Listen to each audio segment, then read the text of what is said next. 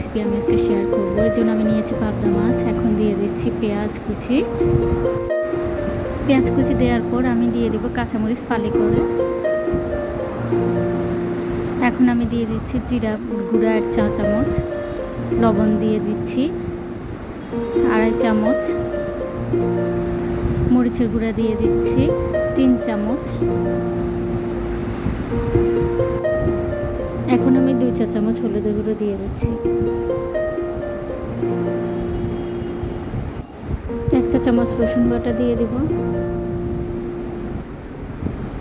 এখন সবশেষে আমি সরিষার তেল দিয়ে হাতে দিয়ে ভালোভাবে মেখে নেব।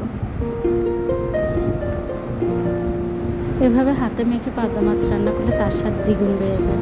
একবার রান্না করে দেখুন, নিজেই বুঝতে পারবেন এবং চেটে পুটে খাবেন। এখন কড়াইতে তেল দিয়ে তেল ভালোভাবে গরম হলে মেখে রাখা পাবদা মাছগুলো দিয়ে দেব। পাবদা মাছ যেহেতু একটু নরম মাছ, তাই আস্তে আস্তে আমি চামচ দিয়ে পাবদা মাছগুলোকে চারপাশে ছড়িয়ে দেব।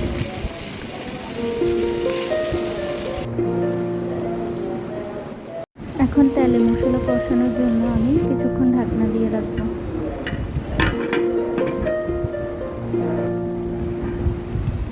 এখন পাবদা মাছের 1 পিঠ ভাজা হয়ে গেলে আমি আরেক পিঠ উল্টে দিব। এই মাছ যেহেতু খুব নরম মাছ, তাই একটু সাবধানে আস্তে আস্তে মাছটা উল্টাতে হবে যাতে ভেঙে না যায়।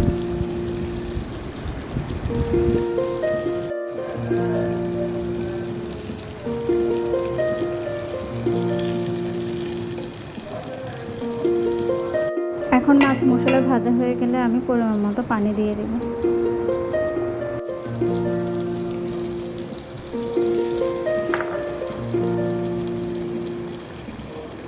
পানি দিয়ে আমি মাছগুলো ভালোভাবে কষিয়ে নেব।